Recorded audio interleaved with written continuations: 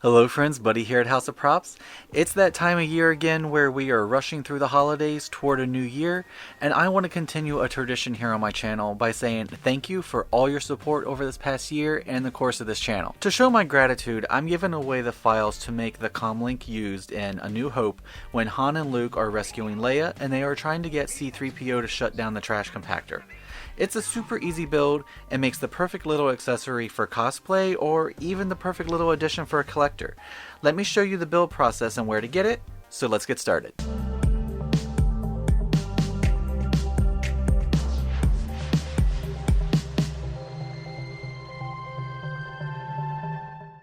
The kit consists of 3 pieces, 2 for the actual Comlink and the third is a support peg which helps the pieces line up. To attach the pieces, I'm using CA glue.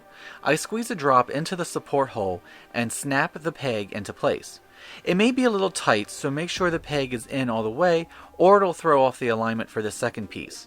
Then a drop can be added to the peg and a second piece can be snapped on.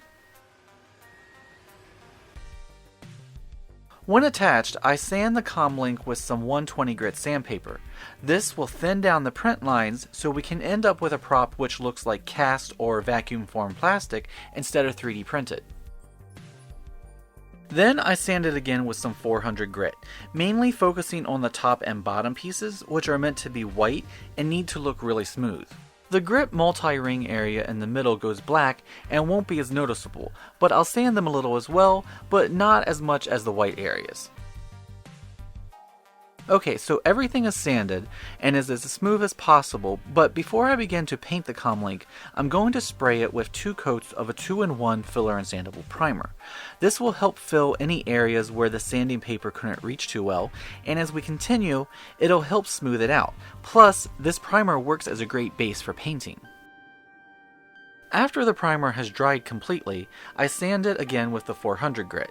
This will just help even it out and help smooth off the areas where the primer may have dripped a little or was applied too thickly. Now, this next step is up to you, but I'm going to wet sand the white areas to make sure they are as smooth as possible. To do that, I first apply a layer of water to the area with a small brush. Then, using a really fine grit paper, in my case it's 1000 grit, I polish the ends to the point that the primer has a shine to it. Typically with 3D printing, a surface that reflects light evenly means it's smooth and layer lines aren't visible. Okay, it's all polished up and you can see how the gray primer is reflecting the light. So now the Comlink can be sprayed with some white.